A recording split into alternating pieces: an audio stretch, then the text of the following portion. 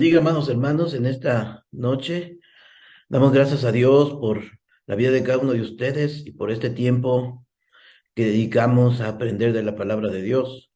Y le han puesto como título a estos capítulos Guerra contra los filisteos. Usted, ¿verdad? Sabe que los filisteos fueron unos enemigos acérrimos del pueblo de Israel y durante mucho tiempo, ¿verdad? Hubo guerra entre ambos pueblos. Y antes de comenzar, no voy a leer el texto bíblico, puesto que es un texto bastante extenso, y le voy a pedir que tenga ahí su Biblia en el primer capítulo de Samuel, capítulo 13 y versículo 14, y vamos a ir párrafo por párrafo.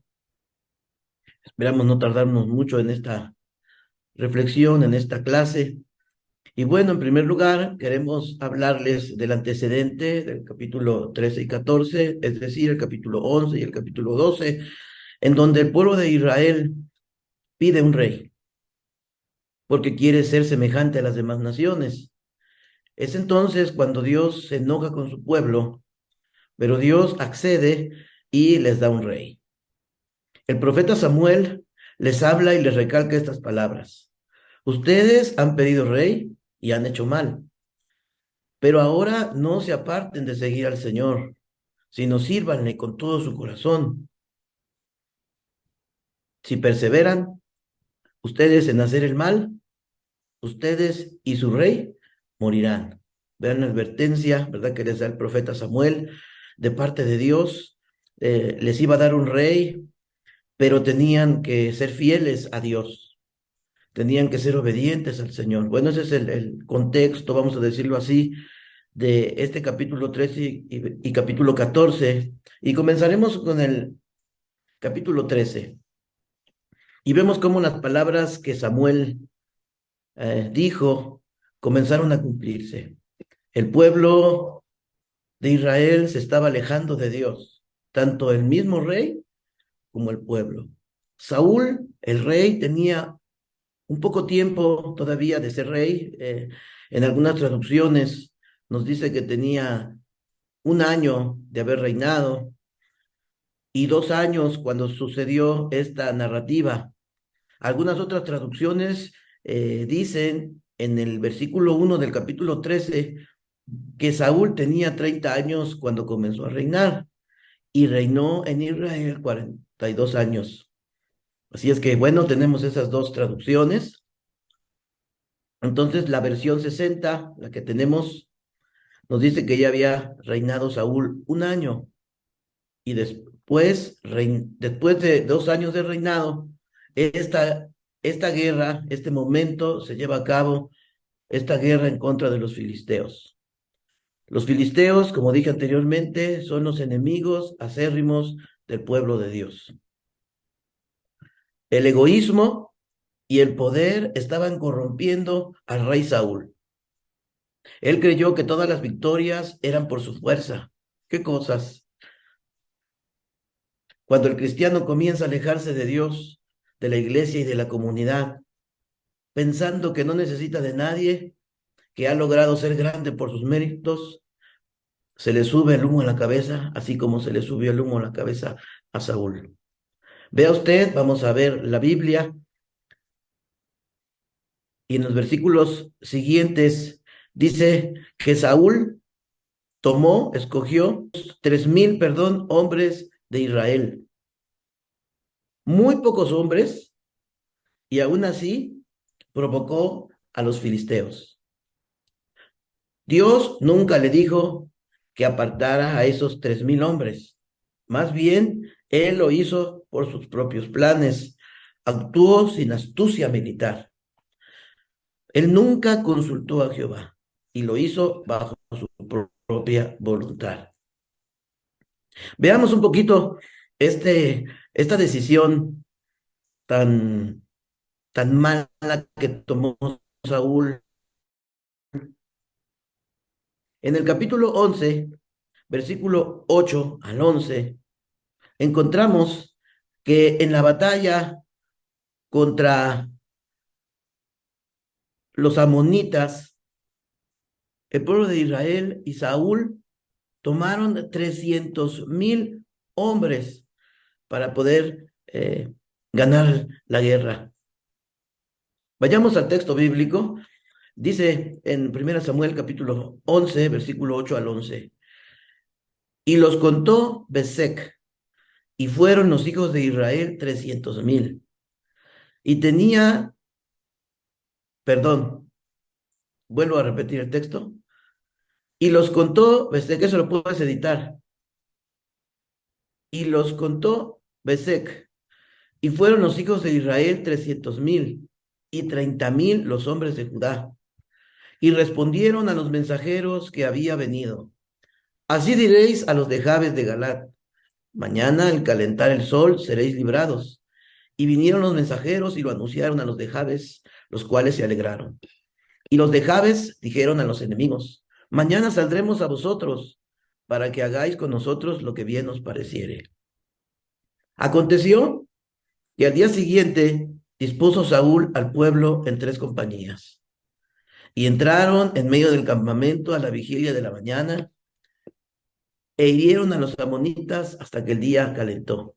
Y los que quedaron fueron dispersos, de tal manera que no quedaron 2 de ellos juntos.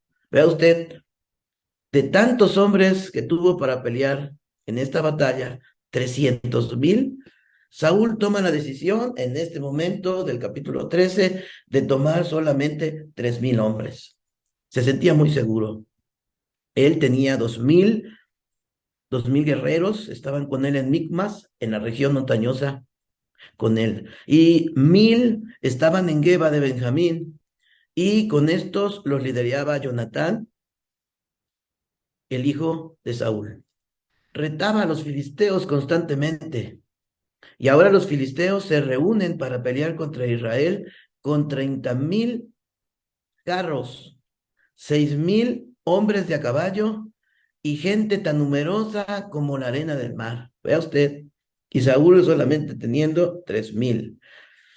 Y dice el texto bíblico que los filisteos acamparon en Micmas, donde Saúl solamente tenía 2,000 hombres. Cuando Israel escucharon esto, entonces se dieron cuenta que estaban en apuros, y les entró el miedo, y les entró el temor, y les entró el pánico. Yo no sé cuántos de nosotros hemos entrado en pánico cuando vienen situaciones difíciles a nuestra vida. Pero hay ocasiones en que algunas veces, como le sucedió a Saúl, a veces nosotros mismos provocamos lo que está sucediendo. Estos hombres guerreros entraron en pánico. Imagínense usted todo ese armamento, todos esos hombres que venían contra ellos, y entonces los israelitas pues dicen: somos una minoría, seguramente vamos a perder esta guerra y va a haber muchos muertos. Entonces Israel, dice el texto bíblico, si usted lee detenidamente, que los israelitas huyeron a esconderse en cuevas, en los matorrales, en peñascos, en sótanos y en fosos.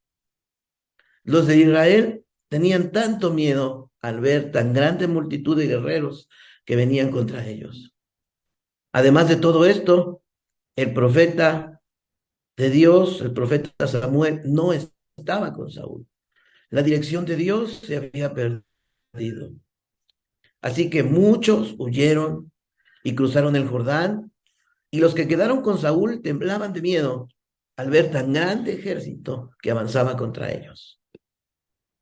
Viendo los soldados esta situación en la que estaban, dejaron solo a Saúl. El pueblo que estaba con Saúl, dice en el versículo 7 del capítulo 13, ellos literalmente estaban temblando. Vea lo que dice el texto bíblico. Versículo 7 del capítulo 13. Y algunos de los hebreos pasaron el Jordán a la tierra de Gad y de Galat, pero Saúl permanecía aún en Gilgal, y todo el pueblo iba tras él temblando. Vea usted el pánico, el terror que sentían, que sabían que los filisteos eran malvados y que los iban a despedazar. Entonces Saúl, como ya cometió el primer error, ahora comete su segundo error. La desobediencia de Saúl, el pueblo se deserta y Samuel aún no llega. Si usted lee el capítulo 11 y 12, se va a dar cuenta que Samuel le dijo, mira, Saúl, yo voy a llegar en 7 días, espérame para que yo te dé indicaciones de lo que Dios quiere. Pero Saúl, dice el texto bíblico, que Saúl no esperó el tiempo. Pero Saúl no esperó el tiempo que Samuel le había dicho. Se desesperó, actuó alocadamente y ofreció sacrificio en desobediencia. Hizo sacrificio sin estar presente Samuel. Y vea usted, no se preocupó por mandar a buscar a Samuel. Resolvió atacar sin recibir instrucciones de Samuel. Samuel, siempre que estaba en una situación como esta, Samuel oraba a Dios y pedía instrucciones precisas a Dios. Entonces Saúl, lejos de reconocer su error, cuando Samuel llega y él ya había actuado, corre a ver a Samuel y le dice, he cumplido, he hecho lo recto. Y entonces también se le ocurre a Saúl acusar a Samuel de no guardar la palabra que él había dicho. Y Saúl presenta excusas, excusas sin arrepentimiento. En el versículo 11 y 12 podemos ver lo que dice. Y dice el texto, entonces Samuel dijo, ¿qué has hecho? Y Saúl respondió, porque vi que el pueblo se me desertaba y tú no venías dentro del plazo señalado y que los filisteos estaban reunidos en Micmas, me dije, ahora descenderán los filisteos contra mí a Gilgal y yo no he implorado el favor de Jehová. Me esforcé, pues, y ofrecí holocausto. Vea usted las excusas, porque vi que el pueblo se me desertaba y entonces acusa a Samuel, y porque tú no venías.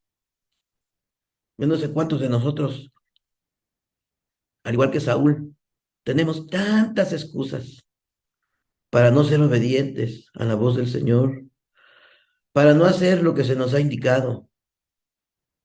Tenemos entendido la palabra, hemos aprendido tantas cosas, pero llega un momento en el que ponemos tantas excusas. Y entonces Samuel, en el versículo 13, exhorta, regaña a Samuel. Vea lo que dice el versículo 13. Y Samuel dijo a Saúl, has obrado neciamente.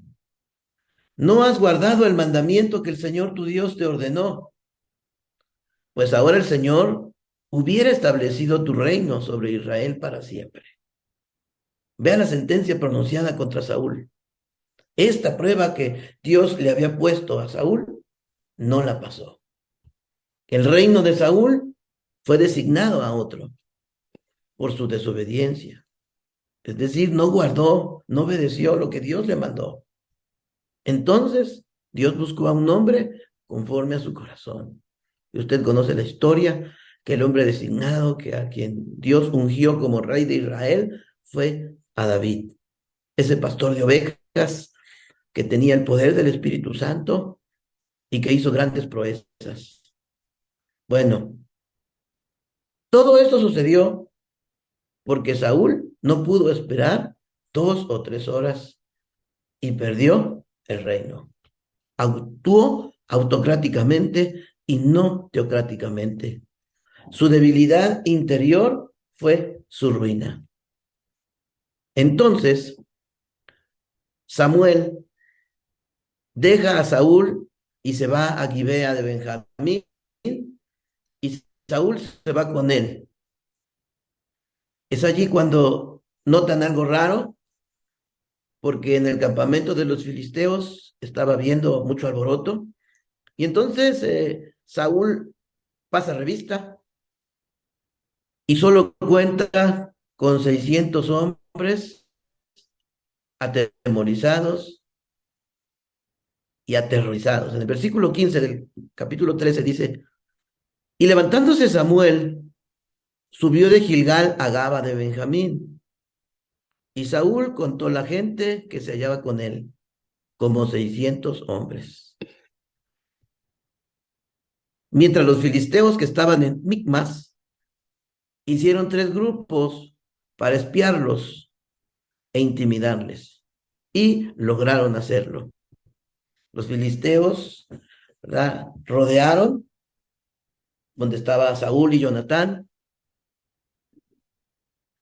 y Saúl y Jonatán comenzaron a mirar a todos estos filisteos, que había grande movimiento, y el terror se apoderó de ellos. Dice el versículo 19, el versículo 23 del capítulo 13, y en toda la tierra de Israel no se hallaba herrero, porque los filisteos habían dicho, para que los hebreos no hagan espada o lanza, por lo cual todos los de Israel tenían que descender a los filisteos para afilar cada uno su reja de su arado, su azadón, su hacha o su hoz.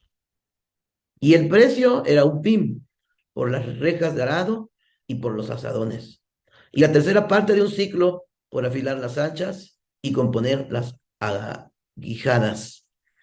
Así aconteció que en el día de la batalla no se halló espada ni lanza en mano de ninguno del pueblo que estaba con Saúl y con Jonatán, excepto Saúl y su hijo, Jonatán, las tenían.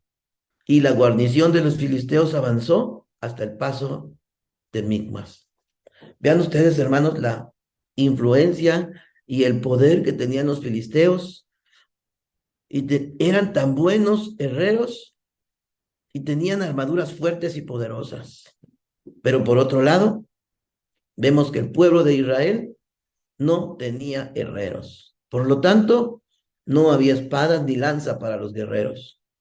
Los únicos que tenían espadas eran Saúl y Jonatán. Los filisteos eran guerreros astutos y acabaron con todo negocio de herrería en Israel. En el texto que acabamos de leer dice que los israelitas tenían que pagar un alto precio para afilar sus instrumentos del arado. Si analizamos y reflexionamos esto, podemos ver que la política de Saúl era una política mala, porque no daba solución a este asunto de los herreros en Israel. Pero por otro lado, vemos también a Israel, que eran holgazanes y qué cómodos al no hacer nada para cambiar esta situación. El pecado de Israel los desarmó por todos lados. Vea usted, una nota importante aquí. Mientras Samuel acompañó al pueblo, todas las cosas iban bien. Mientras Saúl tomaba en cuenta a Samuel, todo iba bien. Si nosotros tenemos a Dios de nuestro lado, si nosotros consultamos a Dios, si nosotros nos acercamos a Dios, las cosas van a ir mejor. Entonces, el pueblo de Dios muestra su estado miserable por el alejamiento, porque se han distanciado de la obediencia a Dios. Podemos ver cuatro cosas con respecto al estado del pueblo de Israel. Número 1, en el versículo 6, en el capítulo 13, dice que el pueblo fue descorazonado y disperso. En el versículo 15 y 16 nos dice que el pueblo fue disminuido en su fuerza militar. Versículos 17 y 18 nos dice que el pueblo fue saqueado. Versículo 19 al 23 nos dice que el pueblo fue desarmado completamente.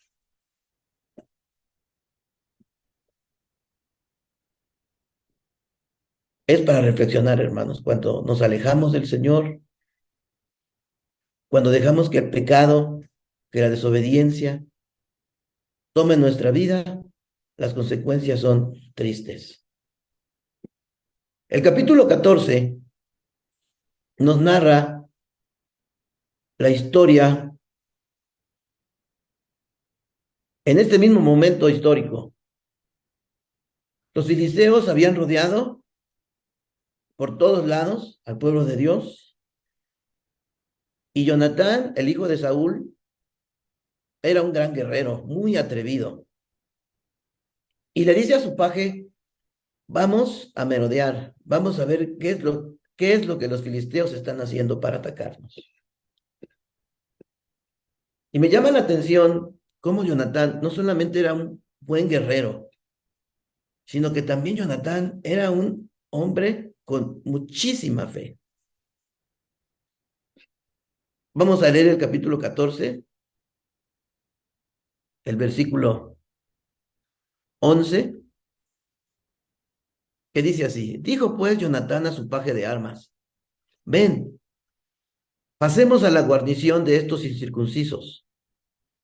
Quizá haga algo Jehová por nosotros. Pues no es difícil para Jehová salvar con muchos o con pocos. Y Jonatán, dice el texto bíblico, que subió por peñascos que estaban en medio de los campamentos de los filisteos. Y dijo: vamos a pasar. Quizá algo Jehová va a hacer con nosotros. Y su paje le dijo: yo voy contigo. Jonatán le dijo: bueno, vamos a ir. Y llegó a un acuerdo con el paje y dice: y si nos ven y nos dicen, suban con nosotros, subiremos, porque Jehová los ha entregado en nuestra mano. Y dice el texto bíblico: y así fue. Vea usted, hermano, qué fe tan tremenda de este guerrero, de este líder militar. Yo creo que cualquier líder desea a líderes que tengan fe, a líderes que vayan hacia adelante, a líderes que no vean el obstáculo, a líderes que cuando ven el temor de los demás, ellos dicen: vamos a vencer, vamos a lograr nuestras metas, vamos a lograr nuestros propósitos. El versículo 11 nos dice: se mostraron pues ambos a la guarnición de los filisteos, y los filisteos dijeron: he aquí los hebreos que salen de las cavernas donde se habían escondido. Y los hombres de la guarnición respondieron a Jonatán y a su paje de armas, y dijeron: subid a nosotros, y os haremos saber una cosa. Entonces Jonatán dijo a su paje de armas: sube tras mí, porque Jehová los ha entregado en manos de Israel. La fe de Jonatán movió para bien a Israel. Dice el texto bíblico que hubo confusión en el campamento de los filisteos. Versículo 15 nos dice esto. Y dice: y hubo pánico en el campamento y por el campo, y entre toda la gente de la guarnición, y los que habían ido a merodear, también ellos tuvieron pánico, y la tierra tembló. Hubo pues gran consternación en los campamentos de los filisteos. Entre tanto, Saúl se da cuenta que alguien faltaba, porque no podía ser posible que en el campamento filisteo hubiera tanto movimiento. Algo estaba pasando. Es entonces cuando dice: pasen revista, pasen lista de cada uno de los soldados. Y cuando pasan lista, resulta que Jonatán y su paje no estaban. Entonces Saúl de inmediato pide el arca de Dios, llama al sacerdote por todo el alboroto que se estaba mirando en el campamento de los filisteos. Llegó entonces Saúl al lugar de la batalla, y dice el texto bíblico que los filisteos se mataban entre sí y había gran confusión. Entre tanto, los israelitas que estaban escondidos escucharon de la confusión de los filisteos y salieron a perseguirles también. Wow. Vea usted cómo Dios actúa, cómo es que Dios se mueve cuando un hombre le cree a Dios. Pero vea usted, en la vida de Saúl, error tras error tras error. Ahora Saúl se precipita y hace un juramento. Y en este juramento dice que nadie debe probar bocado hasta la noche. Pero si usted lee el texto bíblico se va a dar cuenta que Jonatán tenía una vara en su mano y comió miel de un panal. Por otro lado, el pueblo de Israel, cuando termina el ayuno, dice el texto bíblico que el pueblo sucumbe a la tentación y comen carne con sangre. Entonces, el error de Jonatán casi le cuesta la vida, pero el pueblo consiguió salvarle. Usted puede leer los versículos 43 al 45, que dicen de la siguiente manera: entonces Saúl dijo a Jonatán, declárame lo que has hecho. Y Jonatán se lo declaró y dijo, ciertamente gusté un poco de miel con la punta de la vara que traía en mi mano, y he de morir. Y Saúl respondió, así me haga Dios y aún me añada, que sin duda morirás, Jonatán. Entonces el pueblo dijo a Saúl, ¿ha de morir Jonatán, el que ha hecho esta grande salvación en Israel? No será así. Vive Jehová, que no ha de caer un cabello de su cabeza en tierra, pues ha actuado hoy con Dios. Así el pueblo libró de morir a Jonatán. ¡Wow! ¡Qué historia! Saúl entonces vence a todos sus enemigos, a los de Moab, a los hijos de Amón, contra los de Edom y contra los reyes de Soba y a los filisteos. Me llama mucho la atención el último versículo del capítulo 14, que dice de la siguiente manera, y hubo guerra encarnizada contra los filisteos todo el tiempo de Saúl. Y a todo el que Saúl veía que era hombre esforzado y apto para combatir, lo juntaba consigo. ¡Wow! ¡Qué tremendo! ¡Qué enseñanza para nosotros como líderes! Saúl era un guerrero militar, estratega, y sin duda buscaba lo mejor de lo mejor. Yo creo que cada uno de nosotros, como líderes que somos, estamos buscando, Dios está buscando hombres y mujeres esforzados, aptos para combatir, para que vengan y sean parte de esa cosecha de almas que el Señor quiere alcanzar y lo quiere hacer a través de nosotros. En la narrativa del capítulo 13 y 14 es una guerra militar. Ahora nuestra batalla, nuestra milicia, no es carnal, sino es espiritual, en donde nosotros conquistamos, abordamos el reino de las tinieblas para sacar almas, pero Dios necesita hombres y mujeres esforzados y esforzadas y aptas para combatir, así como Jonatán y su paje, hombres valientes con una gran fe, es lo que Dios necesita para que su iglesia avance, para que su iglesia vaya adelante, para poder conquistar. Dios nos ha hecho conquistadores. Este es el tiempo, hermanos, de poder ser parte de ese ejército de Dios. Usted recuerda ese himno, cuando los santos marchen ya, habla precisamente de hombres y mujeres que van caminando, que saben que hay una guerra, que saben que hay una pelea, Vamos adelante, hermanos, a unirnos a ese ejército de Dios. Un buen líder cristiano saca lo mejor de su equipo. Hermanos líderes, donde quiera que tú estés escuchando, no importa la iglesia a la que pertenezcas, si eres líder, Dios te ha llamado a sacar lo mejor de su equipo. Servir a Dios es lo mejor.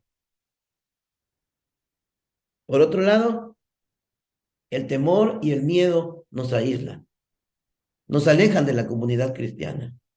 Y eso es lo que quiere el enemigo, dividir, separar. Pero Dios nos ha llamado a ser victoriosos.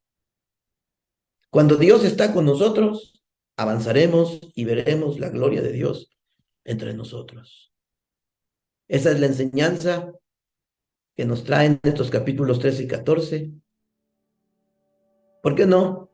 Le damos gracias a Dios y le decimos, Señor, queremos ser obedientes. No queremos caer en el error de Saúl. Un error tras otro. Poner excusas. Sino queremos ser como Jonatán. Ese hombre que a pesar de los obstáculos, a pesar del temor que veían en los demás guerreros, dijo, Dios va a estar con nosotros. Dios va a hacer cosas grandes entre nosotros. Porque Dios lo puede hacer y lo sigue haciendo. Oramos, Padre, en esta noche te damos gracias por esta enseñanza, Señor, que nos anima, Señor, en primer lugar, a ser obedientes, a ser pacientes, Señor, a esperar tu tiempo, a esperar tu instrucción. También nos enseña, Señor, a que tenemos que cuidar nuestra relación contigo. Saúl dejó que se deteriorara la relación contigo. Se olvidó de Samuel. Se olvidó que lo primero que tenía que hacer era consultarte a ti. Señor, ayúdanos a que siempre seas tú el que nos aconseje, el que nos dirija, Espíritu Santo. Ayúdanos, Señor, a ser hombres de fe, a ser hombres que van hacia adelante, a ser hombres que tienen un pensamiento de victoria, una actitud de vencedor, así como Jonatán y su paje. Enséñanos a ser victoriosos, Señor. Que podamos ser esos líderes, que podamos ser, Señor, esos hombres y esas mujeres que van hacia adelante. En el nombre de Jesús, muchas gracias. Amén y amén.